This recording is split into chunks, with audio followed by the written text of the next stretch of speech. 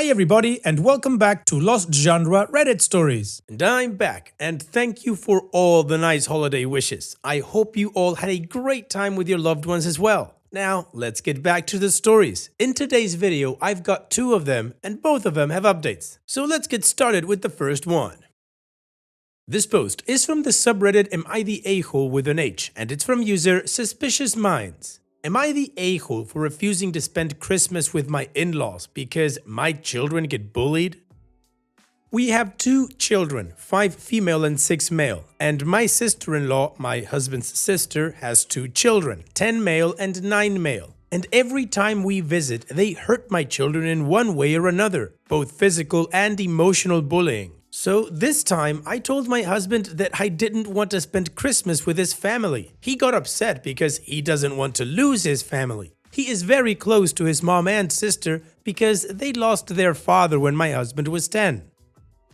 Also, my mother-in-law favors my sister-in-law's children and they get more and more expensive gifts from her. Now, while my children were small, I didn't care, but now they notice when their pile from Granny is much smaller than their cousins. My husband says that if we start not attending big holidays or gatherings, etc., it will drive a wedge between our family and all of them. But I don't care. I don't want my babies to associate the holidays with negative feelings of being hurt. I don't even want to compromise, negotiate, or meet them halfway. So, am I the a-hole?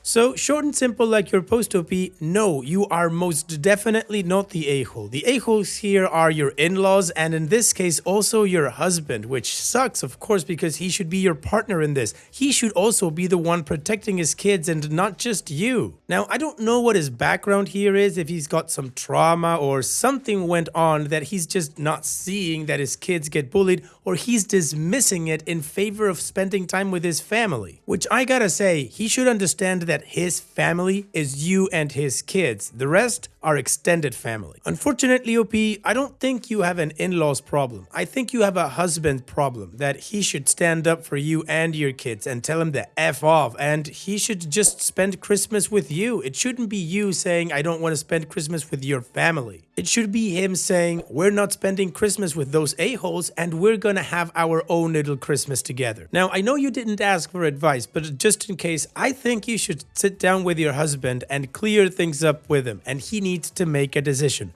Which one is his family? And that conversation, I believe, will determine the future of your relationship. Hopefully, he can choose wisely. And what do you think about OP's situation? What is your judgment regarding it and what would you advise OP to do? Let me know in the comment section, and now let's move on to the community comments to see what they said.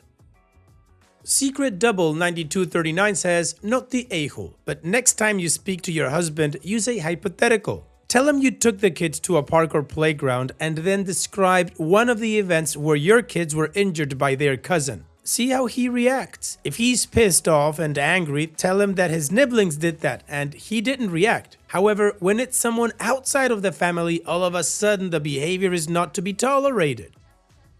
Petula Ferry III says, quote, he got upset because he doesn't want to lose his family, end quote. How is not going to Christmas the same as losing his family? You're not asking him to never see them again. It's one day. If it creates a wedge to not go, the wedge is because of how his sister allows her children to treat yours. Plus, holding holidays hostage as, you either spend them with us or you're ruining the family, is a hella manipulative attitude. And how, as a father, can he justify putting his wants ahead of the happiness and safety of his children? Not the a-hole. Haunting Aardvark 709 says, your kids need a wedge between them and your husband's abusive family. Be the wedge. Own that damn wedge and cover it in tinsel garlands and Christmas lights if it means your kids don't get bullied. Know that you're an amazing mom protecting your children, not the a-hole with an H. And OP responds, I like this. I will use exactly this when talking to my husband. I am the wedge. And CMUD5386 says, quote, he got upset because he doesn't want to lose his family, end quote. He is going to lose his family, you and the kids. He's cool watching his children get tortured. He's totally okay watching you get short-shrifted. This is a husband problem. Additional information from OP's comments. All he has done to try to prevent our children from being bullied is discussions with his loser sister and loser mother about why her children are bullies. It's admirable that he cares. I applaud him for trying to help his nephews, but not by using my children as guinea pigs. Damn it, I still can't clap. And just to give you all some examples of what I mean by bullying, my daughter now has a permanent scar on her cheek right below her eye because one of the boys scratched her face very badly. There's shoving, locking them in closets and turning off the lights, calling them ugly, making fun of their hair, and threatening to beat my boy, among other things. My husband gets upset and tries to tell his sister's children off, and my in-laws pretend that they will do something, but always say some crap like, boys will be boys, or that they are children, we can't be mad at children. I am not mad at the children, I just don't want them near mine. Honestly, I never cared about the gifts because his mother never liked me, but I noticed last Christmas that my son was sad. I don't want my children to be sad for any reason. The gift difference is like 20 to 200. Now, I asked once if they could just try to exchange gifts before we arrived and then only have one gift each for each child in front of my children so they don't notice the favoritism. But my loser mother-in-law started yelling and calling me a gold digger. Nobody involved has gold to dig. We are all hardworking people. When I told him that I didn't want to go, he literally said, maybe I could go by myself. It's an 8-hour drive. Eye roll, smiley face. He said we could celebrate after he comes home since they're still very young and don't really know the days. We are off work until after the new year, so they wouldn't know anyway. I said, yes, sounds like a plan. And he got upset and said that I had probably already thought about it. Haven't you? And in true honesty, no, I hadn't thought about it because I didn't know he would want to go anyway. But I wanted to find a solution and I agreed to his. He can do whatever he wants. I'll stay home with my babies and spend a calm, beautiful Christmas where they don't need to hug my leg and hide behind me. I don't want that for my children. I don't want my children to grow up with memories like this. I want them to have positive memories. They will never be forced to get together with people who don't want them or don't love them or love them less. I don't have any family, unfortunately. They disowned me because I chose a man outside of my ethnicity and faith. My family is Jehovah's and I'm an atheist. We're all from Europe. So I can't count on any support there. When I first noticed that his loser mom hated me, I tried to understand and asked her if it was because I was from a different ethnicity. All hell broke loose and she accused me of using the R card. And how dare you? So I don't use this anymore. And yes, of course, I say losers in front of my husband. Call a spade a spade. And regarding their loser family dynamic, his loser mom never remarried and his sister's husband is an even bigger loser. I guess that my loser mother-in-law relied on him for emotional support as a husband figure since his father died, and couldn't cope with him falling in love with another woman. Creepy, I know, but it is a thing. I have read about it, and I suspect that's what happened. Also, I can be viewed as insufferable because I can be very rude to losers. Okay, well, the community agrees that OP is not the a-hole and that OP's husband's family absolutely sucks and that OP has a husband problem that she needs to fix. I agree with all of that. Also, I agree with OP not being tolerant of losers because they do sound like hella losers. Also, we were able to understand a lot more of what's going on with OP's additional context. So, now it's time to move on to the update to see how this went down. But before that, if you're enjoying this video and in general my content, then why don't just give this video a like, maybe write a comment, an emoji helps as well, and subscribe if you haven't done so far. Now let's get on with that update. I'll just get right into it since I have already made a post and comments about my situation. As I said in one of my comment responses, my husband chose to spend Christmas with his family. He called and told them that he was coming alone this Christmas, and I heard his mother yelling over the phone, telling him that I was the devil, ruining the family traditions. Anyway, It seemed like she didn't tell him not to come. And my husband said that our children are too small to understand, so we can pretend Christmas is when he gets home on the 27th. He drove yesterday 8 hours, but when he arrived, nobody was there, so he got worried and called them a number of times, but nobody answered. He called me freaking out, so I told him to text his mom that he was going to call the police to make a wellness check. Only then did the loser call him back, telling him that they had booked an apartment on a skiing resort and had gone earlier that day, and they were spending the holidays skiing. He drove back and got home early this morning, and he tried to fight with me and put the blame on me because I refused to let my children celebrate with their family. I stopped them right there, telling him that I wasn't the one ghosting him and that if he wanted any chance to have a happy family, this was his. His family had shown him what they were and the lengths they could go to hurt and humiliate others when slighted. Now, I think my in-laws have come to the realization that they had gone too far because they have been calling and texting my husband all evening. I even heard his loser mom crying. I think she thought he wouldn't just drive back to us like he did. I don't know. Maybe he would apologize or try to have them come back or go after them. They didn't tell him that they had already made plans and left. What a bunch of loser psychos. Yeah. I felt so sorry for him because he was so hurt, but he probably now understands that what they did was well planned long ahead.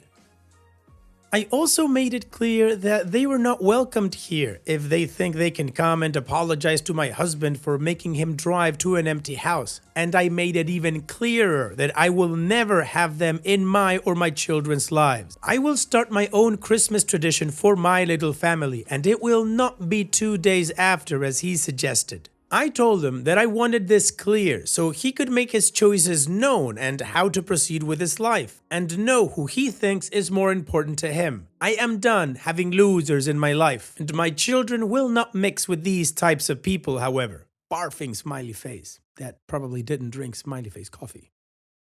If he wants his loser mom and sister, he can still have contact with them. He can run to them when they abandoned him and let him wait outside of an empty house in the cold after driving 8 hours to be with them. Not even answer his calls until he tells them he is calling the cops. He genuinely thought something serious had happened to her and his loser sister because they weren't picking up. What kind of a mother lets her son drive 8 hours just to find an empty house because she didn't bother telling him she's changed her Christmas plans and he wasn't a part of her new plans?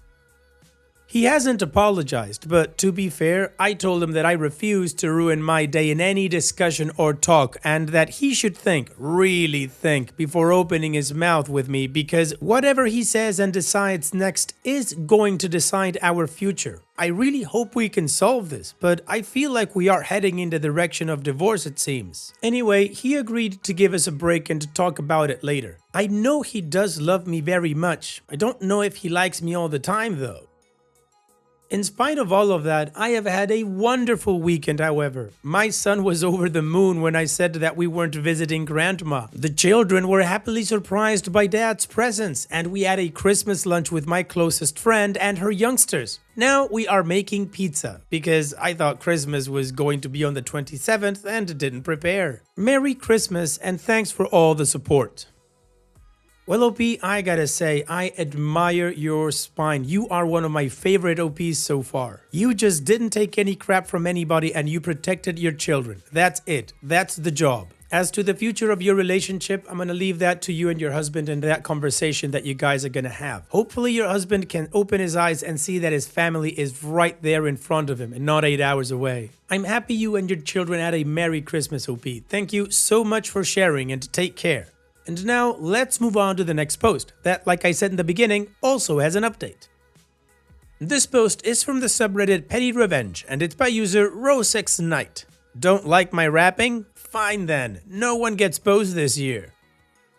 My 30 female husband, 35, has 4 sisters, 3 older and 1 younger, though I don't know the exact ages. We don't have children, but we do have nearly 10 nieces and nephews, all ranging in age from infant to high school. Since we don't have kids, we try to spoil the kids when we can for birthdays and Christmas, while keeping things equal so no one feels left out. For instance, this year we spent a little over $50 a kid and they all got 2 presents, except the high schooler, whom we spoiled a little more since she's older. I wrap all my presents in candy cane wrapping paper if I can, so that everyone knows whose it's from at a glance. But the other things I use for wrapping, like bows and labels, are arbitrary. The kids are going to rip the presents open and barely look at the bows and labels, so why should I care which I use so long as the wrapping looks presentable? I also tend to buy in bulk when I buy wrapping supplies so that I don't have to buy more bows and paper every single year. Yes, this matters. Last year, I was low on the bows, so I bought a couple of bags from Costco when I got my paper. The Costco bows were apparently better and prettier than the ones I had already, which were from Dollar Tree. The only reason I know this is because last year I overheard 2 of my sisters-in-law complaining that I used the good bows on the other sister's kids and not theirs. As if my bow and label choices showed favoritism. They even gave me the cold shoulder that night after the presents were opened. I was annoyed at this because of how much we usually spoiled their kids. I would understand if we spent more on one kid than the other, or if one kid got more presents than another, but that's not what happened. We made sure everyone was equal, and we even got them gifts too, $50 gift cards, even though they didn't get us anything. I don't expect gifts from them or anything, but it just seemed incredibly ungrateful to me. And a stupid thing to get upset about. Even my husband agreed that they were being ridiculous. So this year I'm being petty. I wrapped all the presents and went out of my way to use the same size label for all the kids. And no one got bows. My husband thinks this is hilarious. I warned my mother-in-law of my pettiness and she promised to let me know if she heard anyone complain. She also thinks this is hilarious. I'm excited to see how things unfold, or shall I say unwrap, tomorrow evening. Happy holidays everyone. May all your days be chill and your revenge be petty. OP's update number 1. Presents have not been unwrapped yet, but the aftermath is already here. I did not expect to have an update at all, so here we go. Apparently, one of my younger nephews, who might have some form of autism, was sad that he didn't get any bows. He knew they were my presents from the candy cane paper and asked me where my bows were. Apparently, I usually give him 2 bows. I've literally never noticed that I do this. Like I said, stuff is arbitrary to me. And he asked why he didn't get bows this year. I played it off and told him that I forgot to buy bows till too late this year and assured him that next year he'd get 5 bows to make up for it. He was happy with this, but I noticed my sisters-in-law exchanged looks. My mother-in-law asked what she should tell them if they said anything, and I told her to explain that I didn't want anyone to feel like I was favoring anyone. Unsure if any other nieces and nephews will say anything, as not all of them have arrived, so we'll see. OP's update number 2. With presents opened and dinner cooking, I bring you all the epic conclusion. For one, my mother-in-law told my sisters-in-law why no one get bows, and while they did not say anything to me, they had a look all day of children being scolded by their mama. However, I have found the cause of all of this. Well, other than old sibling rivalry causing the sisters-in-law to live vicariously through their kids, essentially, they took me not giving good bows to their kids personally. But the real cause of all this is that apparently for the past few years, among all the kids, they've had a little contest of who gets the most bows. I don't know what the winner got, but they took this very seriously according to the high schooler. Apparently last year, the sisters-in-law heard the kids talking about bows, and that's how the whole good and bad bow drama started. The kids were having a contest, not the adults. It also turns out that my arbitrary wrapping practices were usually the tiebreaker among them. I told the kids that next year I would roll a dice to determine who gets how many bows, and that I won't forget again. All is well that ends well, and I hope you guys all have a great day. Well, that's a really nice way to do a tiebreaker or a bow breaker. Haha, Christmas dad joke. Anyway, OP, that's a great solution to all of this. Thank you so much for sharing and hopefully you had a great day too.